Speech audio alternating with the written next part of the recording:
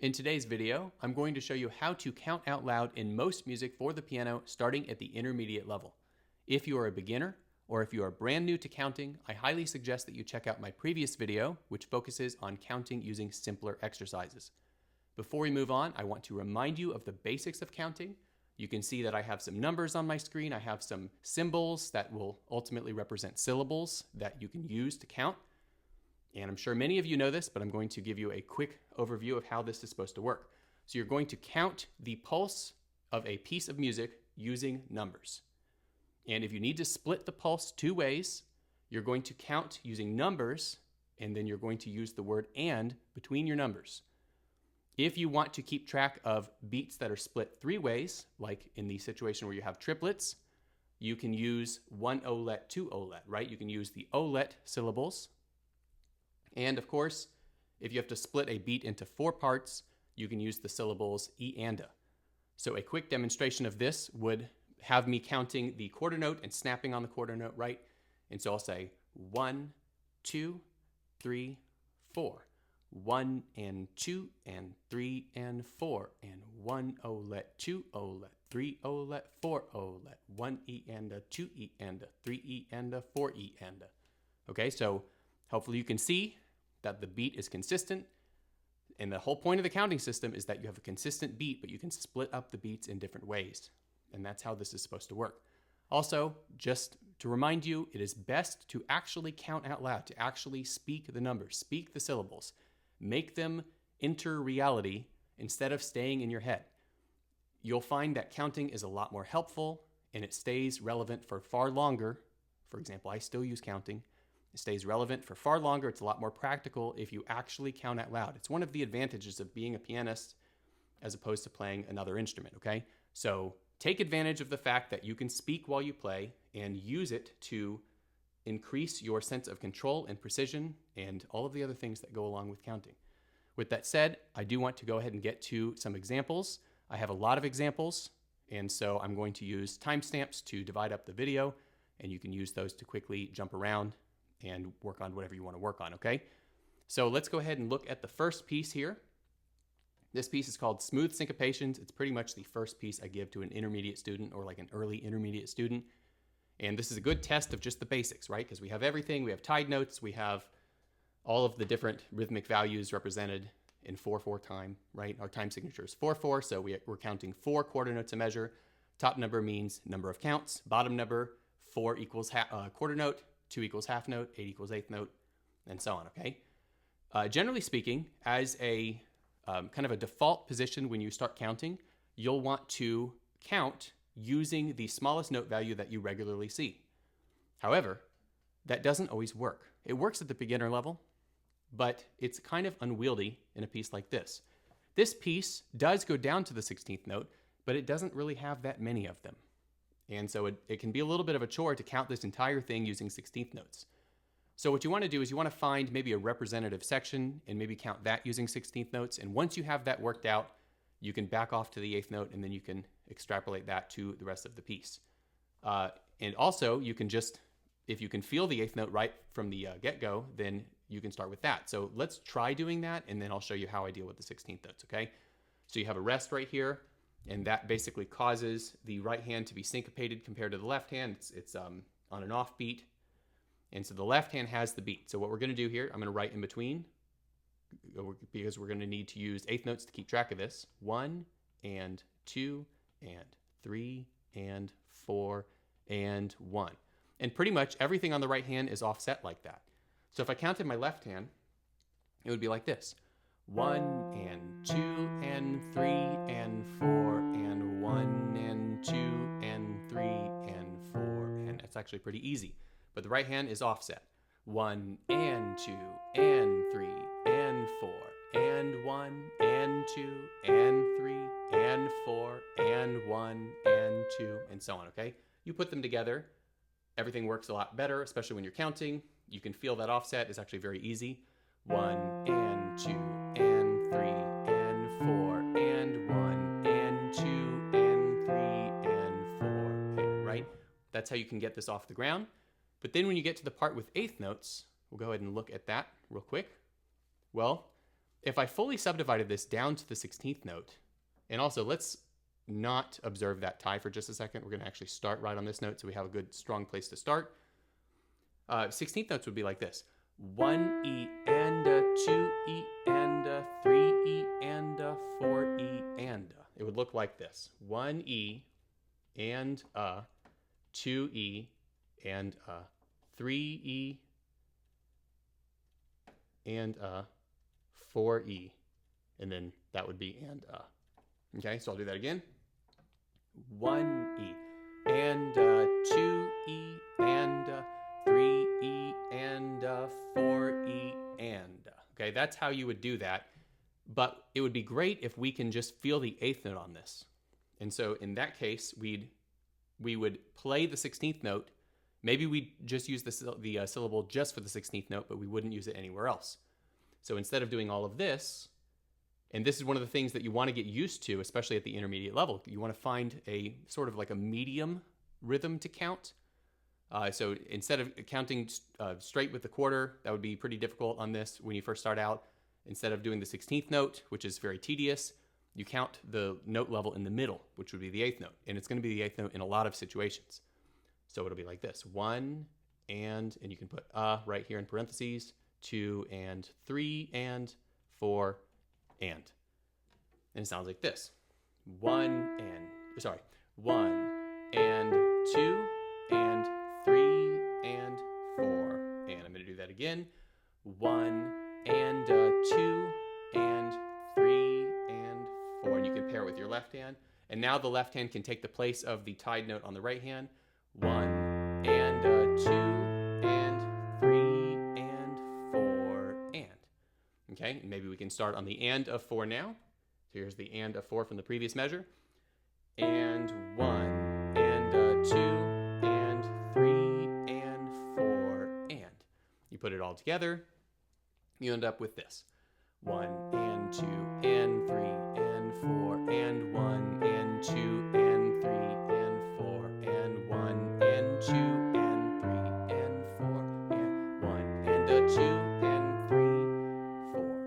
I'll go on using that same counting style, just a little bit. We'll move on to the next piece in just a second. 1 and 2 and 3 and 4 and 1 and 2 and 3 and 4 and 1 and 2 and 3 and 4 and so on. And then at some point, when you're ready to really feel this piece as the composer intended, it was composed in 4/4. We're not feeling it in 4/4 if we say 1 and 2 and 3 and 4 and. We're feeling it basically in 8. So we want to feel the quarter note ultimately, and that requires that you can play it fast enough where your quarter note pulse is above the minimum pulse that you can feel. For a lot of people, that's about 60 BPM or so. It would sound like this. 1, 2, 3, 4. 1, 2, 3, 4. 1, 2, 3, 4. 1, 2, 3, 4. 1, 2, 3, 4. Okay? I feel like that's a pretty good first example. Here's another more straightforward example. Less confusing for sure, but a good piece to stress the importance of finding a middle level note. Finding the, not the fastest note that you're going to count with, right? Not the 16th note, but actually just using the 8th note across the entire piece. By the way, when I first assign this piece, I often get this from students. No matter what I explain to them, I often get this.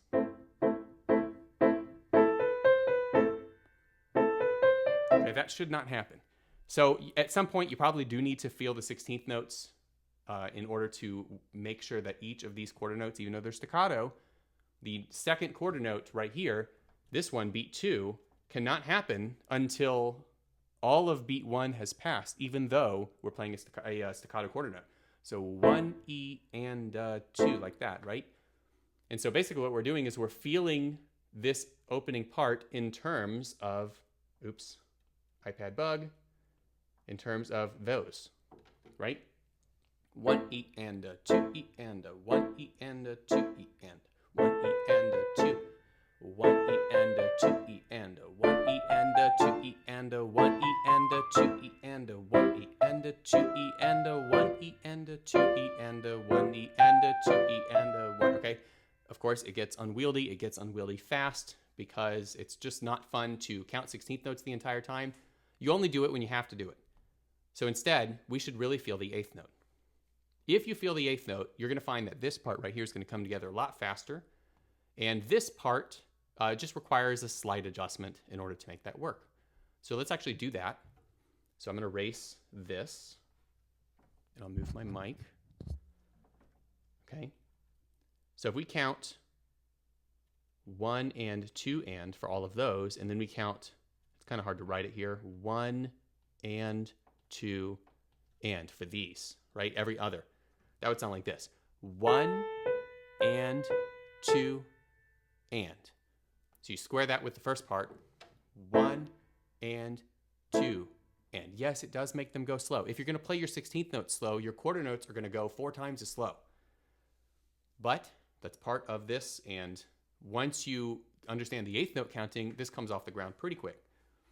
1 and 2 and 1 and 2 and 1 and 2 and 1 and 2 and 1 and 2 and 1 and 2. And now we get to this part, which is just a lot more at home with 8th note counting, which looks like this. Okay? So that's going to sound like this.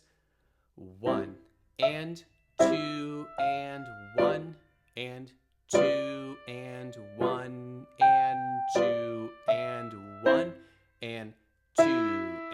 Okay, you can be very precise with it. You raise the tempo on that. 1 and 2 and 1 and 2 and 1 and 2 and 1 and 2 and. You take that back to the beginning of the piece. 1 and 2 and 1 and 2 and 1 and 2 and 1 and 2 and 1 and 2 and 1 and 2 and 1 and 2 and 1, 2 and 1 and 2 and 1. And then finally at some point you can move to the quarter whenever you're ready. You feel your 4 16th notes, 1 and a 2, 3, 4, 1. Shouldn't have counted 4. Sorry, 2 4. 2 4 time. 2 quarter notes per measure. 1 E and a 2. 1 2 1 2 1 2 1 2 1 2 1 2 1 2 1 2 1 2. And the whole piece pretty much plays like that. So we'll go on.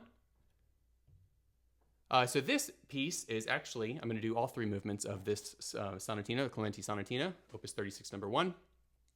This is our first example of cut time. Cut time really is just, well, first of all, here's the symbol for cut time. Where a normal C would stand for common time, which is typically interpreted as 4/4, cut time is interpreted as 2/2, so 2 half notes a measure.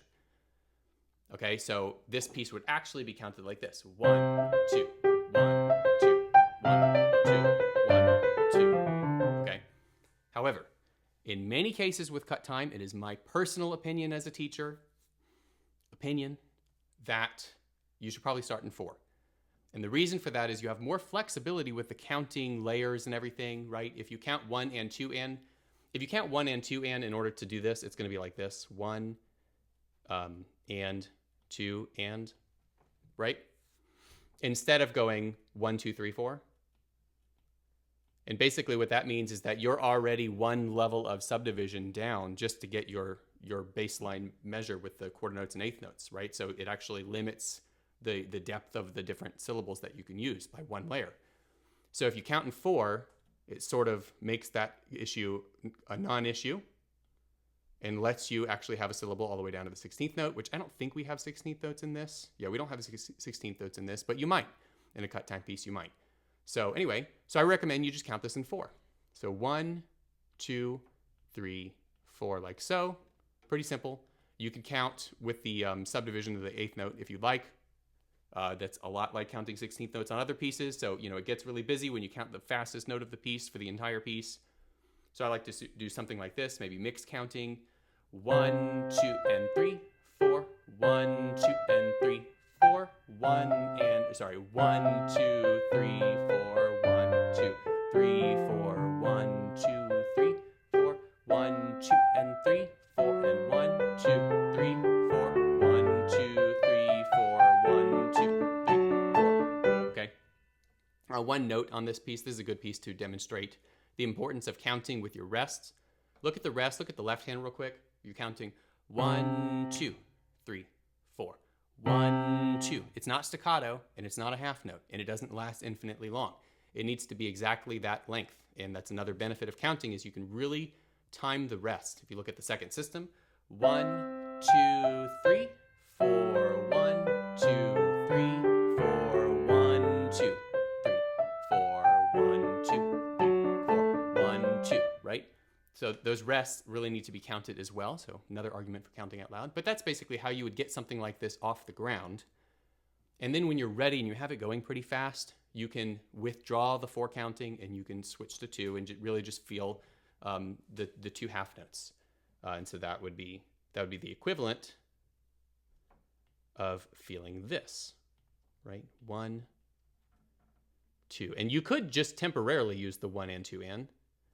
If you say 1, 2, 3, 4, 1, 2, 3, 4, 1, 2, 3, 4, 1 and 2 and 1 and 2 and, you can make them feel the same. You might ask, well, what's the difference really? Well, in 4/4, the 1 comes around not as often as in 2, right? Or it's going to be, I don't know, it's got a slightly different hierarchical relationship with the rhythm.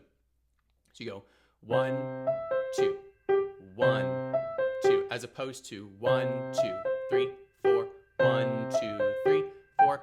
The 4 counting is just inherently more busy. The 2 counting is going to lend itself to a higher tempo. So you can count this in 2, you can defer this to the metronome, but that's basically how you feel cut time, right? Maybe I'll go to the development and you can see an example of that. 1, 2, sorry, 1, 2, 1, 2, 1, 2, 1, 2, 1, 2, 1, 2, 1, 2, 1, 2. Okay. Of course, it does help if you're going faster. It's really meant to be played faster. If you're going to feel it in 2, 1, 2, 1, 2, 1, 2, 1, 2. Okay. Anyway, that's enough of that. I think that's a pretty basic example. All right, let's look at this second movement. I really like the second movement. The second movement is in 3/4, so we're going to count 3 quarter notes a measure, but the accompaniment figure, or the accompaniment figures, they're all in triplets. Of course, you could say, and this would be busy because that's the fast note of the piece, 1, oh, let 2, oh, let 3, oh, let 1, oh, let 2, oh, let 3, oh, let 1, 2, 3, 1, 2. It's a lot easier just to feel the quarter note. The problem with this, especially considering how slow this piece is often played, almost all of the long notes, if a student's not really going out of their way to subdivide on the triplet, a lot of the long notes will be too short. I'm going to give you an example of this. Let me actually play this part right here. Right here.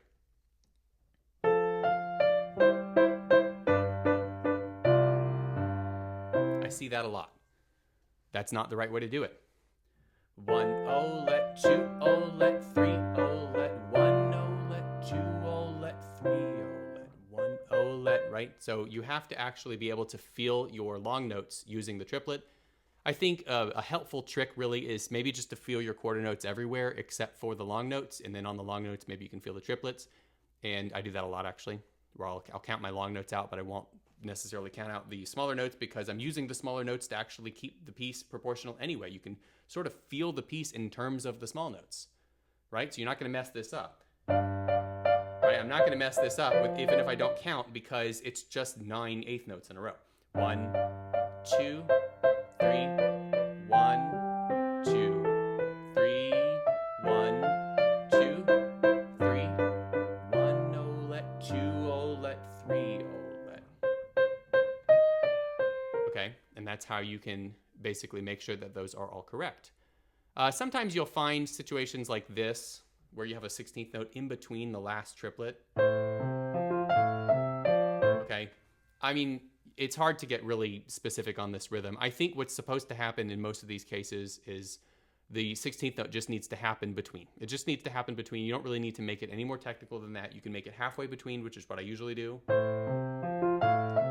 I know that's not exactly like one nienda, right? But we're not trying to work out some crazy polyrhythm here. This is just the way of notating such a thing. just make them happen in between. 1-0 let 1, or sorry, 1-0 let 2. You don't have to get any more complicated than that, in my opinion. All right. Actually, you know what? One more thing about this. In many of these cases with these slower pieces with trills like this, you can take like a simpler trill. It actually sounds good at tempo. Right? It actually sounds pretty good. It doesn't sound necessarily good a measured trill. It doesn't really sound super good at a slow tempo. But I think it's helpful, and especially for people that are kind of reaching up to this piece, that's the kind of trill that I'm going to recommend. And so you do want to be able to count that or feel that. So it would be like 3-0 let 1, 6 notes. 3-0 let 1. And it'd be like this.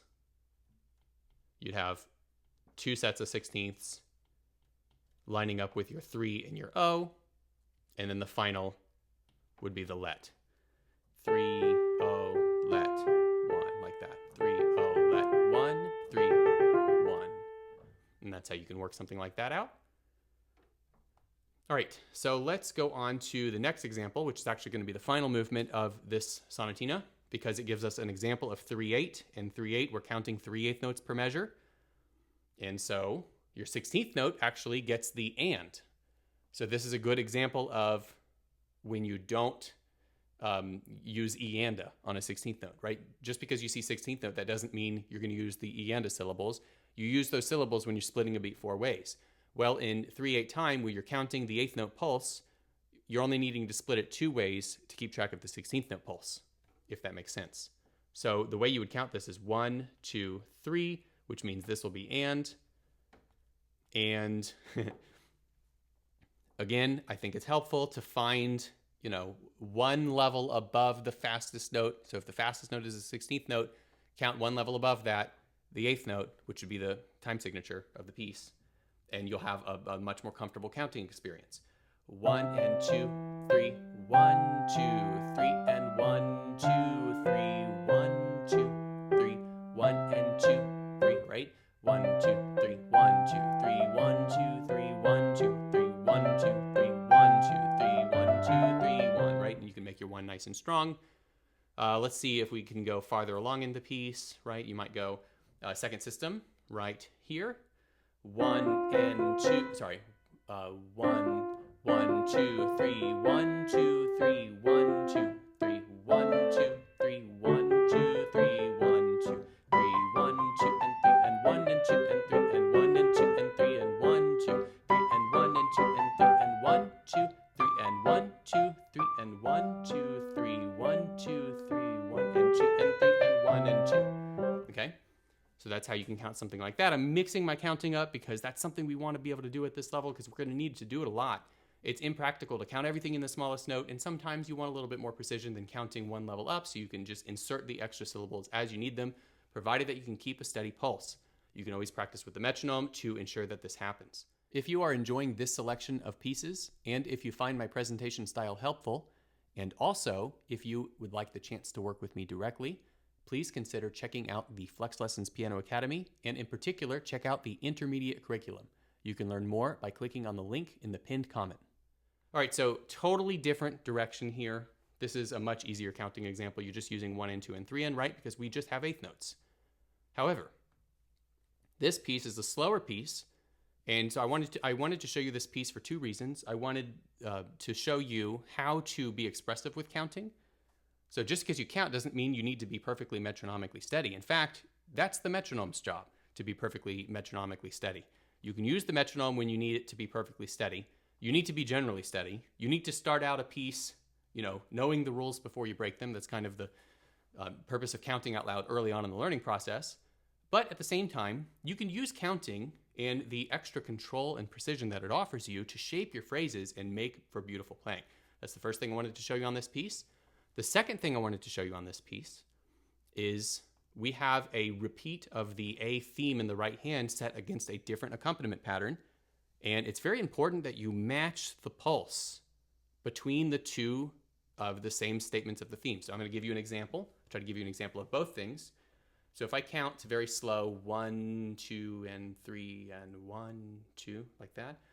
1, if it would help if I would actually play.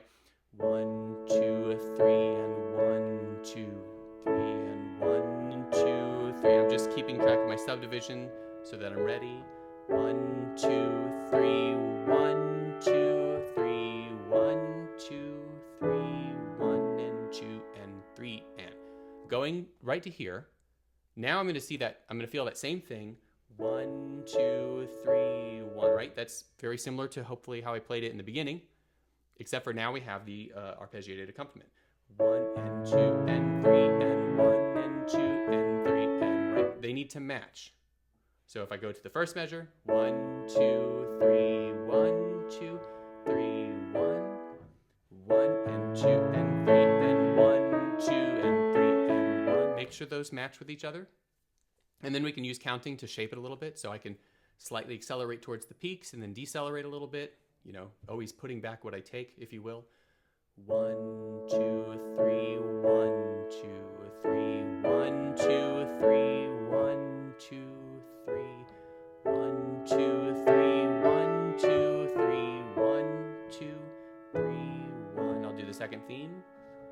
1 and 2 and 3 and 1, 2 and 3 and 1, 2, 3, 1, 2, 3 and 1 and 2 and 3. Okay, that's a good example of how to use that. We just want to make sure the sections match up. If we count towards the end here, I'll count maybe the bottom system. 1, 2 and 3 and 1, 2 and 3 and 1, 2, 3, 1, 2, 3, 1, and so on. Hopefully that makes sense. So you can actually be musical with counting. Just because you count doesn't mean that your piece is automatically unmusical. And I've made some more videos on counting before. I'm kind of surprised at how often I've gotten that particular complaint about how people feel like it's perfectly okay to completely ignore the structure and like the notation and everything that the composer used because they feel like that is oppressing them with like a steady beat or whatever. And that's an excuse to just really not know anything about the piece and how to play proportionally. I'm not advocating for metronomic precision. Of course, I mean, when it's called for, yes, but instead, I would prefer that your counting, you can interpret the base level of what the composer is trying to communicate to you, and then you can continue to use that counting to shape it and mold it. You have more control. You have more like data points, that you're hooked into the music with, compared to if you're just sitting there doing nothing and you're listening, right? Sometimes you need to listen. I'm not saying always count while you play. I'm not saying that, but I do think that counting should be a regular tool. All right, so a slightly different direction, more towards the classical style examples. We have this Beethoven Minuet. And a lot of people, this is sort of a similar issue to the Arabesque, right? Where somebody might play it like, a lot of people do that. Something like that, right? Where it's just not proportional. So we have to make sure that we feel all of these quarter notes and chords and everything in terms of the 16th note. We have to make sure that they're at least 4 16th notes long. So if we start, we're on a pickup, 3 E and a 1 E and a 2 E and a 3 E and a 1 E and a 2 E and a 3 E and a 1 E and a 2 E and a 3 E and a 1 E and a 2. Okay, that's really all you have to do. You can go to the 8th note. 3 and 1 and 2 and 3 and 1 and 2 and 3 and 1 and 2 and 3 and 1 and 2 and 3 and 1 and 2 and 3. 1, 2, 3, 1, 2 E and a 3 and a 1, 2. So make sure all of that is there. A lot of people get that wrong, believe it or not. 1 E and a 2 E and a 3 E and a 1 E and a 2 E and a. The other reason I wanted to show you this piece, actually there's 2 more reasons I wanted to show you this piece. We want to make sure that we can build in some natural movement, and we can actually use counting to help us to choreograph that. So sometimes, actually many times, you have like long chords, you have repeated notes, right? You can't actually play these quarter notes. It's impossible to play these quarter notes for 4 16th notes exactly worth of time. Why? Because you have to pick up the quarter note so that you can re-articulate it. So it can't be 4, it has to be 3 or 2 or something like that with a little rest in there so that you can rearticulate. And the same is going to be true when there's movement involved. You never sacrifice the pulse. So if we did that, here's my suggestion for you, really. Maybe if you would move an 8th note early and you would really feel that, I'm going to demonstrate that. It helps a lot to choreograph the movement, which direction, how you're going to move, make it a lot more natural. And it can sound like this. 3 and 1 and 2 and 3 and 1 and 2 and.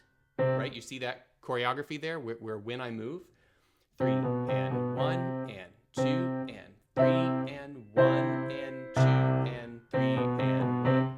If I go faster, 3 and 1 and 2 and 3 and 1 and 2 and 3 and 1 and 2 and 3 and 1, 2, 3, 1, 2, 3, 1, 2, 3, 1, 2. That's how you can build that fluid movement and just move a lot easier. The reason I bring this up is because a lot of people just get stuck on the chords. They get stuck on the long notes. They don't realize that you have to build in time to change. You have to build in time to articulate. It's got to come from the longer notes. The underlying pulse cannot be disturbed. The other reason I wanted to mention this to you, bring this piece up to you, is because we still want some sort of flow and consistency between the first part of this, the minuet, and then the trio. So I wanted to show you what that would look like. Again, if we find our 8th note counting, we can actually immediately go into the trio. And I'm going to demonstrate that slowly by starting right here on this last phrase. So I'll do that slow. 3 and 1 and 2 and, let me make sure, am I doing that right? 3 and 1 and 2 and 3 and 1 and 2 and 3 and 1 and 2 and 3 and 1 and 2, 3 and 1 and 2 and 3 and 1, 2, 3, right? So you can see there's some continuity there between the two sections. We want that. We don't want the trio to be some totally like different thing that's unrelated. It sounds like a different piece. You know, you still want to make it flow, even if the pulse is slightly different. There's a way to do it. All right, on to our next piece. This is the Grieg Arietta. I love this piece. There's a lot to keep track of in this piece. We're in 2/4. We have 16th notes.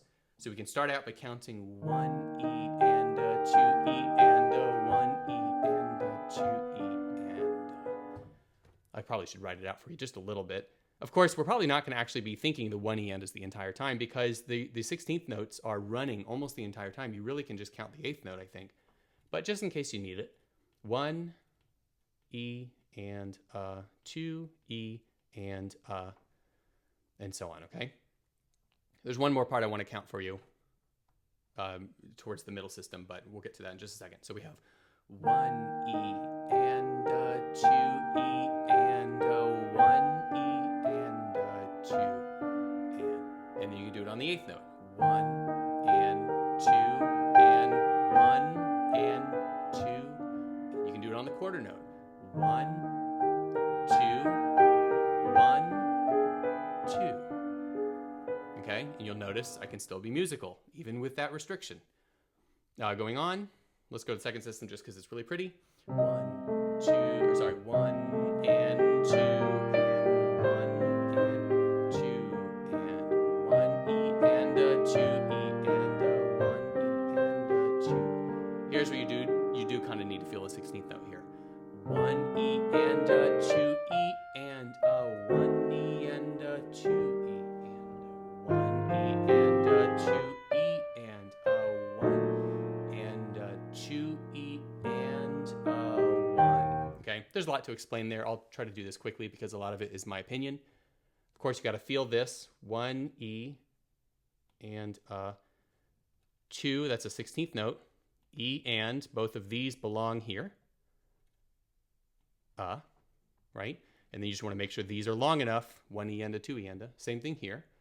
And then when you get here, you have a dotted quarter note, which is worth 3 8th notes, which would be worth 6 16th notes, right? So if you do the 1 E and 2 E, all of that belongs here, and then that's the and. And then you got to figure out where to squeeze in that little appoggiatura kind of thing. And actually what I like to do, here's my opinion. What I like to do here is I go, well, first of all, I'm usually counting the 8th note. But with that said, 1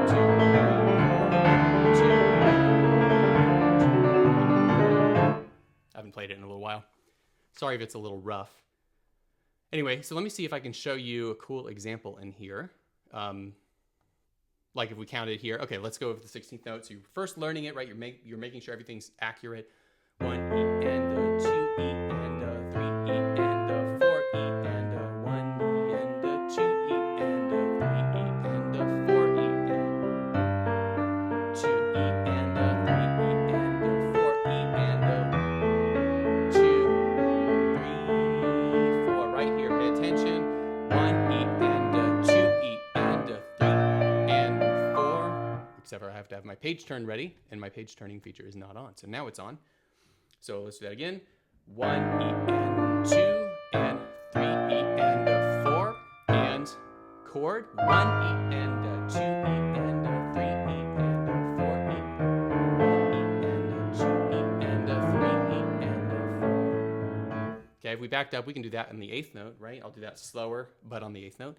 1 and 2 and 3 and 4 and 1 and 2 and 3 and 4 and 1, 2 and 3 and 4 and 1. Okay. And then you have this second section, so this is going to be a little slower, right? So you can be like 1, 2, 3, 4, 1, 2, 3, 4, 1 and 2 and 3 and 4 and 1 and 2, 3 and 4 and 1 and 2 and 3 and, okay, let me make sure, yes, I'm doing that right. 3, 2 and 3 and 4 and 1 and 2 and 3 and 4 and 1, 2, 3, okay? So that's how you can do that. I want to zero in on this example for just a second. It's like a surprise cello solo at the end of this. And of course, it can be played more expressively than I played it. But I do want to help you address a common issue that I see with students, which is that this just comes out of nowhere and it feels like it's totally unrelated to the rest of the piece for both what comes before it and what comes after it. And what you want to do, I mean, you can count this on the 8th note. It's using 8th notes, right? So 1 and 2 and 3 and 4 and 1 and 2 and 3 and 4. Well, how are you going to get into that? You're going to feel your 16th note earlier. I was actually doing that before already, right? We have 1 and 2 and 3 and 4 and 1 and 2 and 3 and you can speed that up and then you can add your expression to it.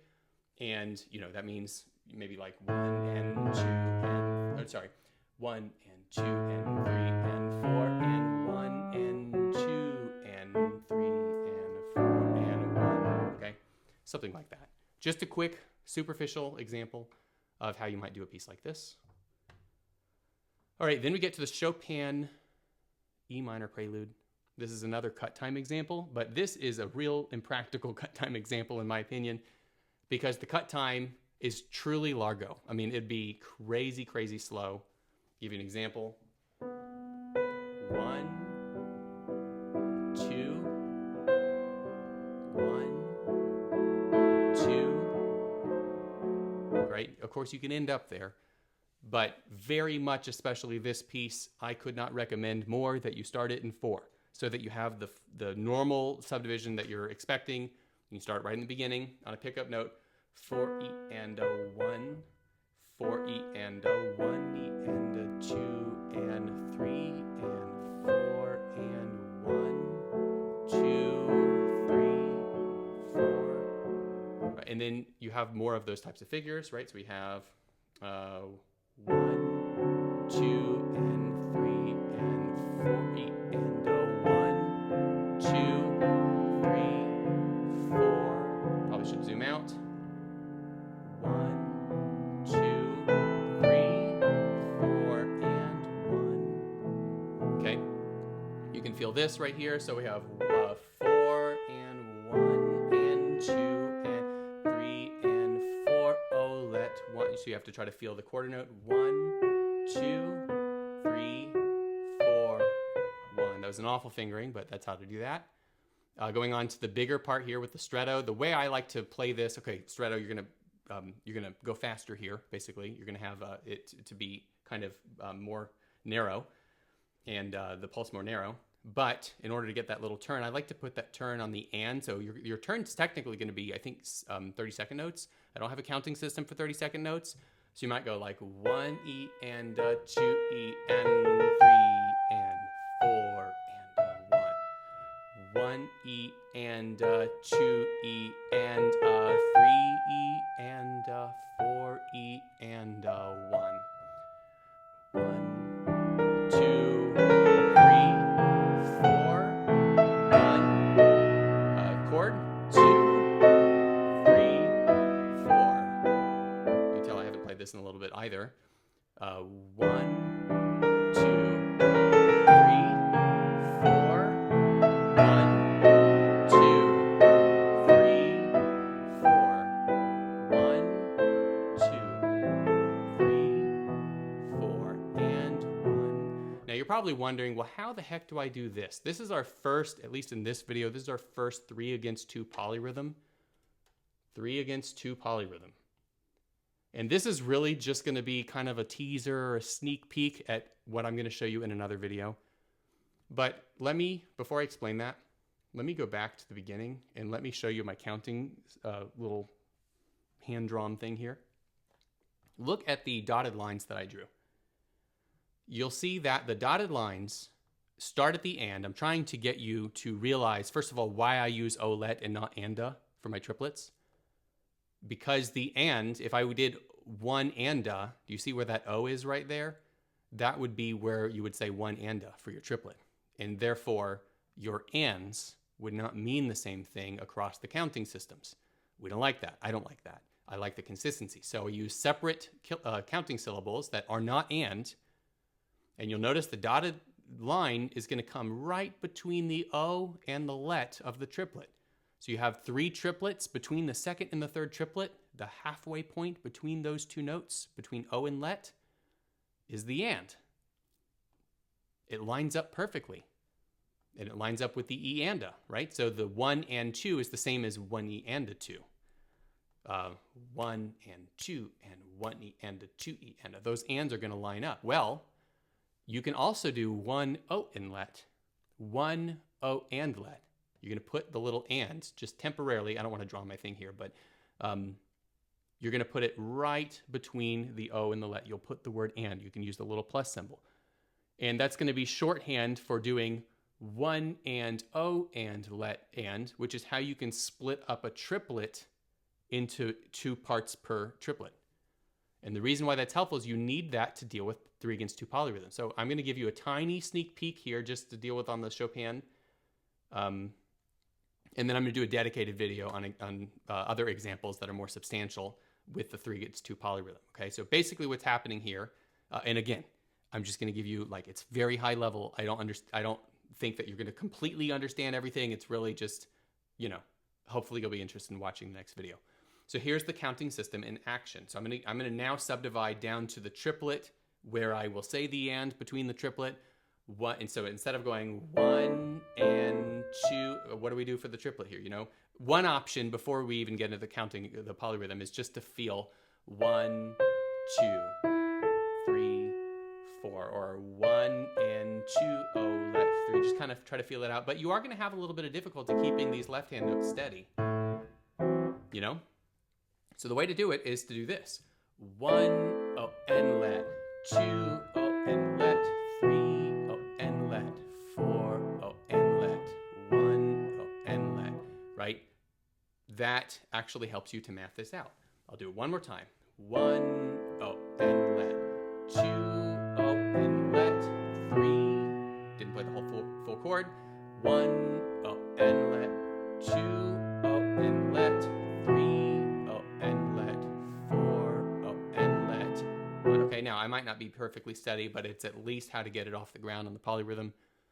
And later on, again, in another video, I'm going to really break this down and show you how it applies to pieces that are going to need it like the entire time. Okay, so that's just a quick sneak peek. One more time, just for the road here. 2, O, and let. 2, O, and let. Instead of saying 2 and O and let and, we're dropping the and on the 2, we're dropping the and on the let, and we're just putting it on the O. 2, O, and let, because it lines up with the 8th note. 2, O, and let. Listen to the left hand. 1, O, and let. 2, O, and let. 3, O, and let. 4, O, and let, right? 1, O, and let.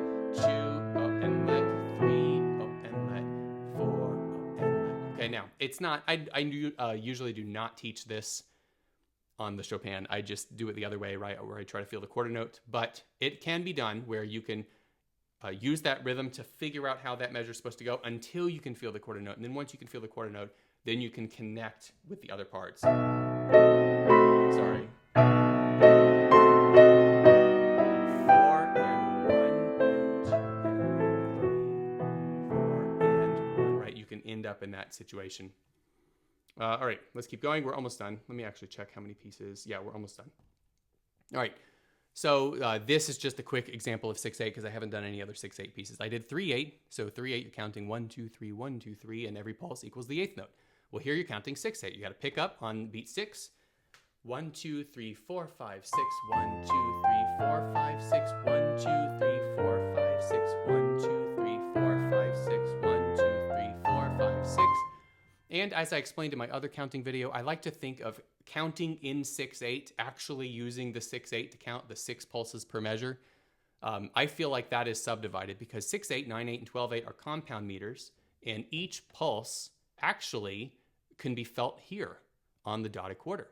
So in 6/8, you have 2 dotted quarters per measure. In 9/8, you have 3 dotted quarter notes per measure. And in 12/8, you have 4 dotted quarters. And so it feels like this. 1, 2, 3, sorry. 1, 2, 1, 2, 1, 2, 1, 2, 1.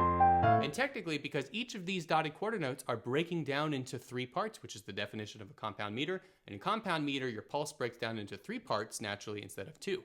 So if you think of 6/8, 9/8, and 12/8 as having the dotted quarter as your main pulse, the dotted quarter breaks down into 3 eighth notes. The regular quarter for like 2/4, 3/4, 4/4 breaks down into two eighth notes. So 6/8 kind of compares to 2/4, except for you're feeling groups of 3 pulses instead of groups of 2 pulses, right? So that's how so in other words, you can actually feel this by counting the 1, 2 instead of the 1, 2, 3, 4, 5, 6, and you can even use the olet syllables. You can go 1 olet, 2 olet, 3, oh, sorry, I keep doing that. 1 olet, 2 olet, 1 olet, 2 olet, 1 olet, 2 olet, 1 olet, 2 olet, 1, 2. What I like about this, even though I don't really use it all the time, I usually will use 6/8 just temporarily if I need to feel a rhythm, like on this part, right? This is worth making it work in 6/8, and then I'll just feel it in 2. But if you do 1 olet, 2 olet instead of 1, 2, 3, 4, 5, 6, that already puts the 1 and the 2 in the right spot. And so you're going to be in a good position to switch to the 2, which is how this piece is supposed to be felt. 2, 1, 2, 1, 2, 1, 2, 1, 2, 1, 2, 1, 2. Okay. Here's a good example of the more intricate 6/8 counting. 6, 1, 2, 3, 4, 5, 6, 1, 2, 3, 4, 5, 6, 1. It's actually pretty cool. I love this piece.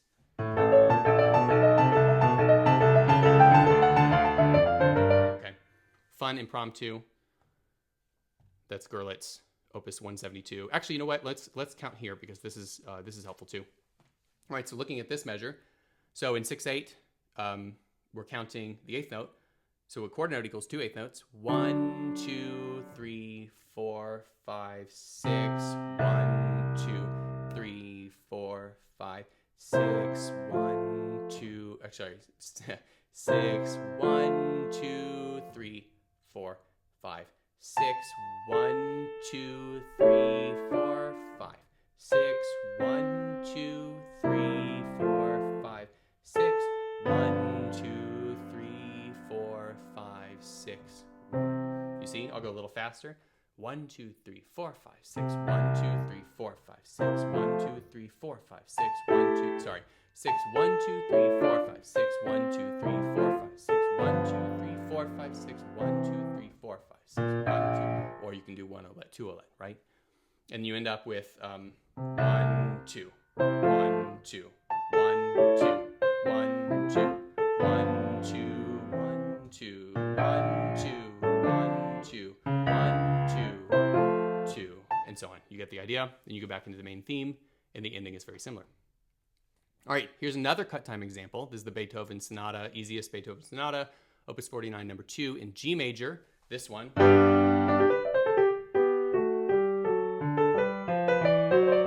Okay, not the greatest playing. Anyway, I'll show you how it actually goes.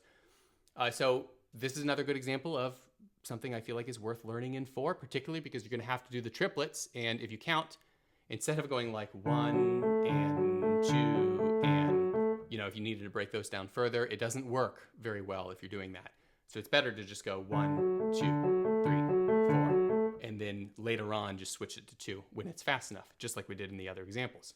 So if I counted this in 4, it would be like, we have triplets, right? So we want to feel the opening half note in terms of the triplet, okay? So it'd be like 1, 2, 3, 4, 1. And you're keeping track of the pulse. 3, 4, 1, 2. 1, 2, 3, 4, 1, 2, 3, 4, 1, 2, and 3. Sorry.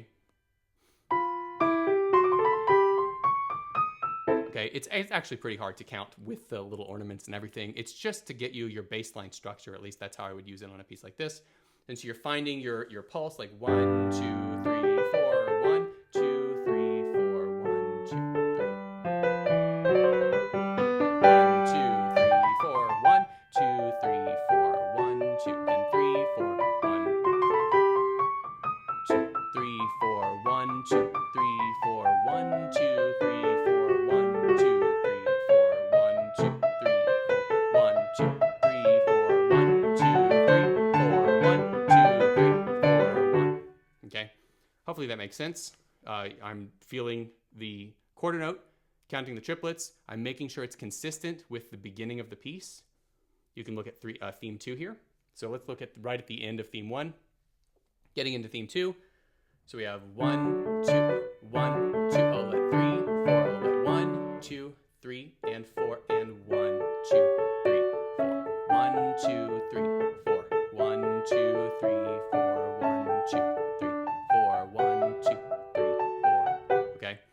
have to feel that same pulse. I mean, this is how you get this ready to use a metronome. At some point, you'll switch over to the metronome and you'll let the metronome do a lot of this, and you'll hone in on your sound and everything.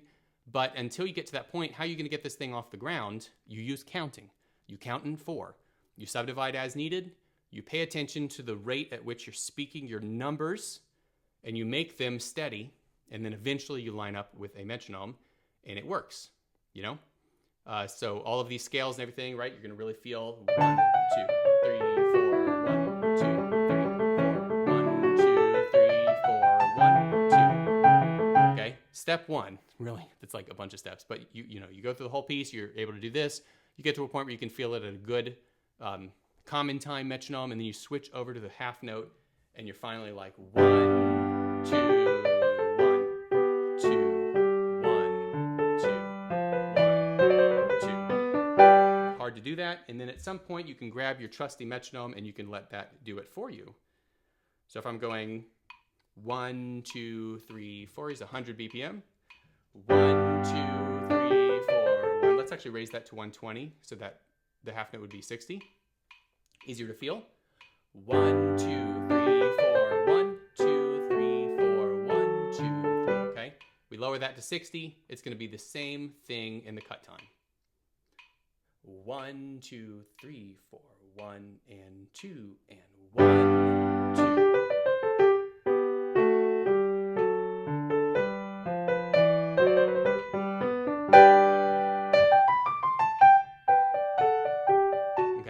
So the counting can work hand in hand with the metronome. Very helpful. I don't think there's anything else fancy or specific to show you on this piece. So I'm going to go to the next piece, which is the final piece. I'm pretty sure it's the final piece. Yeah, this is the final piece I want to show you. This is the Chopin Waltz in A minor.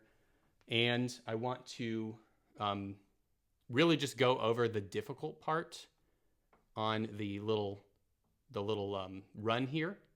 Show you how I do that. This is a good example of where you start to get things that, we don't have, I don't have a counting system for a quintuplet, which is what this is, right?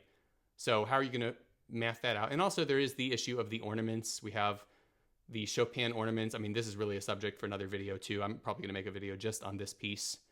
I'll note that it's common practice to play Chopin ornaments on the beat. That means the ornament starts with the bass note. Right here. Starts with the bass note instead of at the end. And that's important considering that, general practice, right? Not necessarily everywhere, but general practice is to do that, but everybody plays it before the beat. I don't know why. I even tried to talk to some people who know a lot of it, really know about this, and they don't know why either. So the way it's commonly played is 1 and 2 and 3 and 1 and 2 and. The way I think it's supposed to go is 1 and 2 and 3 and 1 and 2 and, throughout the whole thing. So that's something to keep in mind. I know this is a big subject, and, what are we going to do with these like little upper mordant symbols? How are they different? That's a whole nother conversation, but I did want to kind of acknowledge that, okay? So anyway, to close this video, I want to talk about this little figure right here. So this is that middle section, right? This is the Chopin Waltz.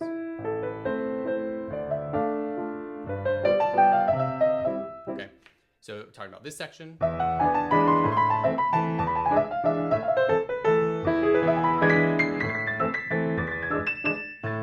How do we get to the point where we can start to do that fluidly?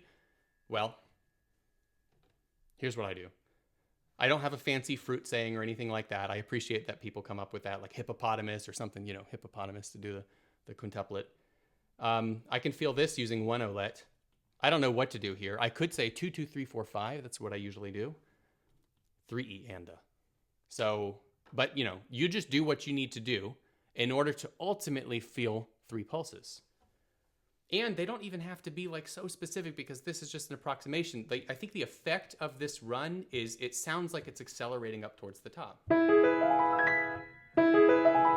Right? It sounds like it's just accelerating up. But realistically, when you slow it down, you break it down, it could be like 1 olet, 2, 2, 3, 4, 5, 3 E and 1. That's how you could work this out. And you just match that up with your left hand.